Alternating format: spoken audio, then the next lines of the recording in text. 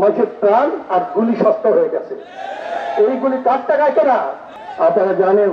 গতকালকেও কয়েকটা প্রাণ ঝরে গেছে, কয়েকজন মায়ের বুক খালি হয়েছে, শত শত ছাত্রছাত্রী আহত হয়েছে, অনেক মেয়েদেরকে লাঞ্ছিত করা হয়েছে।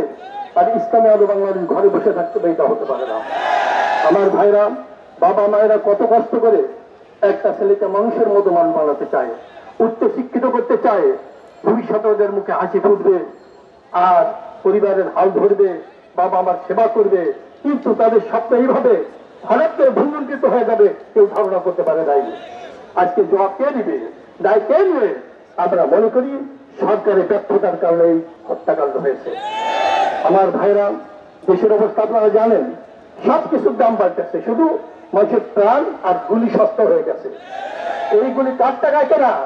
এই দেশের মানুষের এই টাকা দিয়ে গুলি খরিদ করা হবে আর সেই গুলি দিয়ে ঝাঁঝরা করা হবে আমাদের সন্তানদেরকে।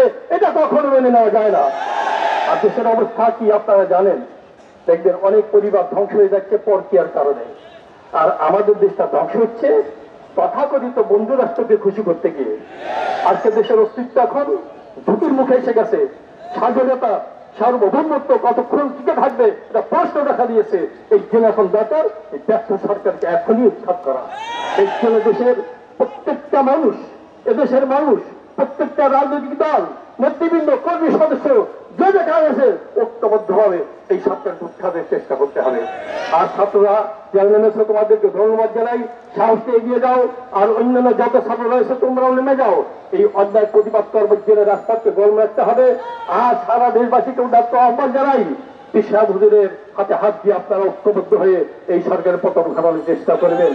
গতকাল হঠাৎ করে আকস্মিক বৈঠকে মোহতারাম আমির ঘোষণা করেছেন সারা দেশে জেলা জেলায় কর্মসূচি পালিত হবে। আলহামদুলিল্লাহ, সারা দেশের খবর, প্রত্যেকটা জেলা প্রস্তুতি নিয়েছে তারা বিক্ষোভ মিছিলের জন্য।